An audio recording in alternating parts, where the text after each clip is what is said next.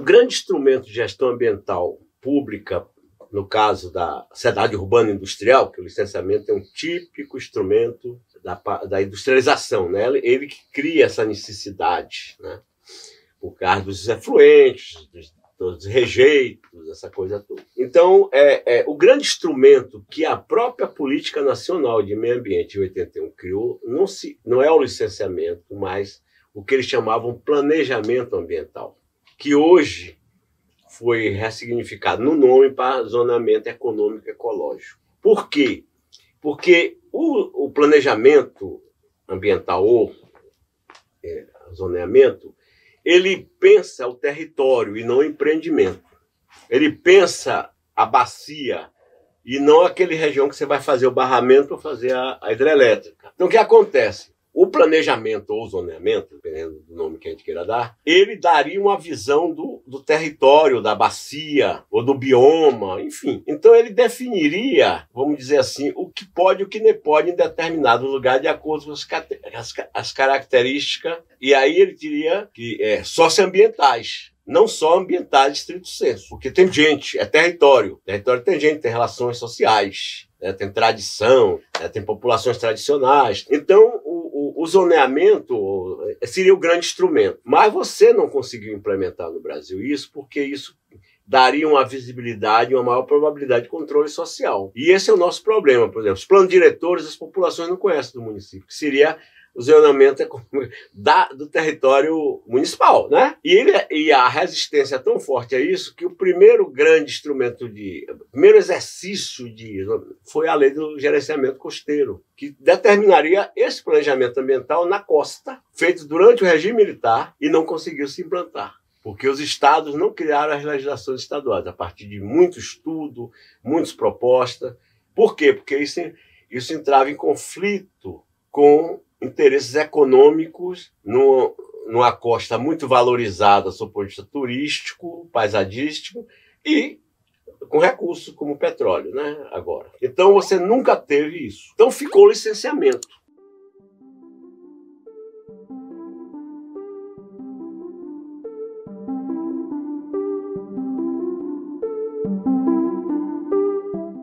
No início eram projetos muito pequenos, eram muito numa escala muito que era uma proposta que vinha das empresas. O Estado não tinha feito ainda nenhum tipo de documento, de orientação.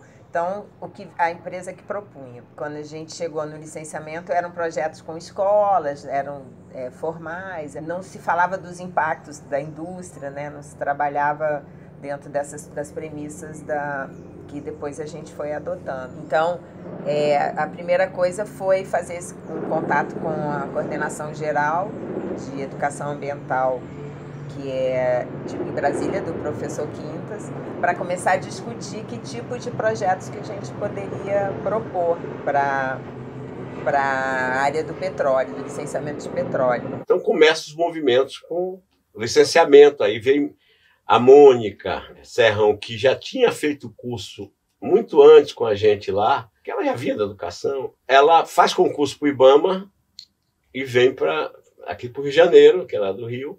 E aí ela até vai estar comigo, o que eu achava. Eu digo, vá por nela, ela disse, acho que eu vou para o licenciamento. Foi a coisa melhor que ela fez, porque ela virou uma ponte para nós. E aí, a partir desse trabalho, a gente começou a pensar numa coisa mais, trabalhar a nível regional, né, com bacia. Então, Bacia de Campos foi a primeira piloto que a gente fez, que tinha maior produção na época de petróleo e que tinha mais plataformas, né, de produção naquele momento. E a partir dessas discussões, a gente foi aperfeiçoando o modelo. Então a gente já tirou a questão do formal, né? A gente não aceitou mais projetos com escolas, porque a gente entende que você vai trabalhar majoritariamente com os adultos e com o público que é atingido. E aí a questão do público vulnerável começou a ficar mais evidente, então que o público que a gente deveria priorizar seriam aqueles mais afetados e que não tinham condição de intervir, né? Historicamente estavam excluídos, né, desse processo de gestão. Aí começamos uma costura devagar, porque também estavam chegando. Durante 2004 começamos, aí a gente combinamos que a gente ia trabalhar com as diretrizes pedagógicas, aí trabalhamos nela em Brasília. Em 2005 a gente fez uma oficina em Friburgo, só com o pessoal da CGPEG da época e o IBAMA. Aí a equipe e mais 18 pessoas dos NEAs com maior qualificação, que seria o grupo formado para trabalhar no licenciamento no país, no momento que precisasse. Então, assim, no início, como não tinha, né, muita gente que conhecia e que sabia atuar, teve muita resistência das próprias empresas. E aí, à medida que isso foi sendo superado, a gente hoje em dia tem pessoas que atuam. Mas ao mesmo tempo, quando os projetos começavam a dar certo, depois dessa resistência, as empresas começaram a usar isso como responsabilidade social. E aí começaram a dizer que fazer propaganda dos projetos. O Pólen chegou a botar outdoor na estrada, falando do projeto da Petrobras, mas sem citar que era do licenciamento, que era obrigatório. Parecia que eles que tinham resolvido fazer aquilo da cabeça deles, que eles são bacanas. Então, assim, no início não servia, mas quando passou a ter resultado, passou a servir como exemplo de responsabilidade social. Primeiro, que a responsabilidade social é uma decisão do empreendedor. É uma forma de legitimar-se perante a sociedade, que hoje o discurso do emprego não basta mais, né? Então é bom você ter a responsabilidade social. Nós estamos vendo agora, vamos sempre fazendo leitura do mundo, né? E por isso que precisa o tempo todo estar sendo repetido, esclarecido, que os projetos são de caráter obrigatório, que eles são feitos dentro de premissas, né? E não são feitos e não se faz qualquer coisa ou para qualquer momento. São projetos que têm que ter começo, meio e fim, sempre com o órgão ambiental autorizando, né? Tanto acabar, mudar ou começar, sempre tem um papel do Estado nisso, porque está cumprindo lei, né? Está se cumprindo uma lei e ele é de caráter obrigatório. E é com um objetivo que é mitigar, né? Mitigar os impactos que os empreendimentos acarretam sobre determinados grupos. Eu acho que é o grande desafio até hoje, né, que foi desde sempre, o início é relacionar a educação ambiental aos impactos dos empreendimentos licenciados, porque são impactos geralmente mais difusos. É difícil muitas vezes as pessoas perceberem o impacto que uma plataforma de petróleo que está lá a quilômetros da costa tem na sua vida. Hoje em dia acho que já está um pouco mais claro, mas como é que você se protege de um impacto desse? É tendo mais informação, entendendo mais os processos para poder atuar em prol da sua qualidade de vida, né? Como se dá essa participação nesses espaços, né, de discussões ambientais? Essas autoras e outros autores que discutem participação vão dizer que é muito importante, né, que essa participação seja realmente efetiva, né? E não é só uma participação que ela acontece só depois de todo o estudo de impacto ambiental do relatório realizado e aí depois vai para uma audiência pública. Essa participação ela tem que ser pretérita, né? Porque muitas vezes o que acontece, a maioria das vezes, na verdade, o que acontece é que as comunidades impactadas por um empreendimento, né, elas não estão sabendo do que vai acontecer, né, elas estão lá nos seus espaços, estão sendo planejados empreendimentos, como a gente viu, né, em Mariana, em Belo Monte, e de repente, né, chega alguém já com um termo de referência pronto, já com algumas coisas já bastante avançadas, e onde cabe, né, essa participação dessas comunidades que serão as mais afetadas. Então, acho que isso é uma questão bem importante que cabe um alerta, né, a gente tem que ficar muito atento a isso, né? Depois de feito o relatório e que daí sim vai para a audiência pública, o que a gente tem, né? Um calhamaço de papel que muitas vezes nós, que, né, somos de áreas específicas do conhecimento, não damos conta de interpretar. Imaginem, né, um pescador com um baixo nível de escolaridade, enfim, de educação formal. essa discussão entre o saber técnico e o saber local, né, o saber tradicional.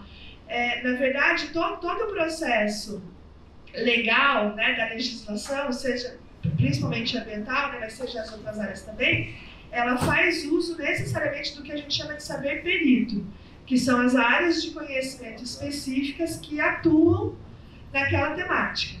Então, um pesquisador, ele pode falar a mesma coisa que um pescador está falando. A gente pode achar isso um absurdo, mas, na prática, o pesquisador, a fala do pesquisador, o laudo do pesquisador tem mais valor porque ele é certificado, ele tem um diploma e tem um saber perito. Assim, por mais que tenham áreas, né, parte do órgão ambiental aceita, tem mais diálogo com as comunidades, tem outras que necessariamente tem que ter o documento confirmando isso, tá? Então, por isso que a gente busca essa rede de especialistas, né, para realmente verificar esse dano ambiental, esse impacto ambiental também para validar essa ação. De fato, como a Tati falou, né, esse saber perito, junto com esse conhecimento tradicional, né, esse saber tem que ser realmente conjugado, né, porque senão menos força se tem, né? E aí eu acho o grande nó é que você vai trabalhar nessa relação e como é complexo, cada dimensão age sobre outra que pode potencializar mais, né, que o Morin chama de retroação. Então você não pode ter uma pedagogia diretiva estrito sensu, uma pedagogia que não dialogue com o saber dos sujeitos, porque como é que você vai discutir com o pescador a questão ambiental, sem levar em conta o conhecimento que ele tem sobre o ambiental dele, que ele opera. Ele conhece mais biologia pesqueira do que qualquer biólogo. Então ali ele é doutor ali, mas ele não é doutor nas relações sociais. Esse processo de se reconhecer como pescador, né, e que se observa nos jovens com muita força, que leva, por exemplo, a uma perda muito grande de identidade, de uma certa perda de autoestima, desvalorização, de vergonha, né? Eu me lembro de falas ali que as pessoas preferem inventar que o pai faz alguma outra coisa para não dizer que é de família de pescador, né? Porque essa associação, por exemplo, com o cheiro é muito forte, né? Então, por exemplo, se você nesses casos, você prevê atividades ou você prevê nas atividades ações que envolvam processos de recuperação de autoestima, de memória, de história, é fundamental. Às vezes alguém pode perguntar, mas isso não tem nada a ver com a mitigação. Nesses casos tem. Nesses casos tem. E são estratégicos. E se não forem trabalhados, não vão conseguir chegar, principalmente no mais jovem. Não consegue porque há esse lugar, né, dessa subjetivação desse lugar do subordinado, que é subjetivado através de uma autoculpa, né, uma culpa que é atribuída a ele mesmo, que gera uma vergonha, né, que gera uma dificuldade de aceitar até abrir o jogo para fazer a discussão. Então, nesse caso, isso tem que ser trabalhado, não tem jeito. Então, ações que envolvam processos que puxem isso das pessoas, né, por meio de dinâmicas, de dramatizações, né, que a pessoa não fala, tem dificuldade para falar. Né? É difícil para quem passa fome dizer que passa fome. É difícil, é complicado. Né? Mas existem meios, né? Assim, o pessoal até do território está usando o teatro, o pessoal da observação está usando o teatro oprimido, porque ali fala, o que fala pelo corpo. Fala numa hora que está representando alguém que parece que não é ele, mas é ele. Né? E ali está dizendo, assim, ó, aqui para mim isso aqui é complicado.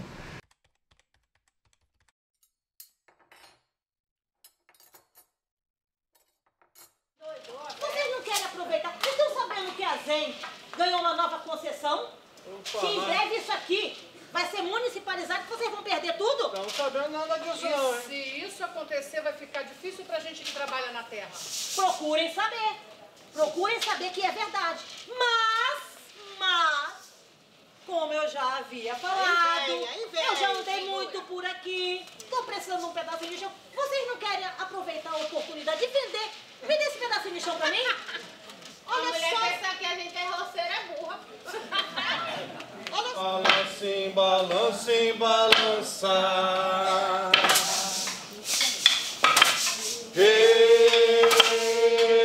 Sacode a poeira. Balança.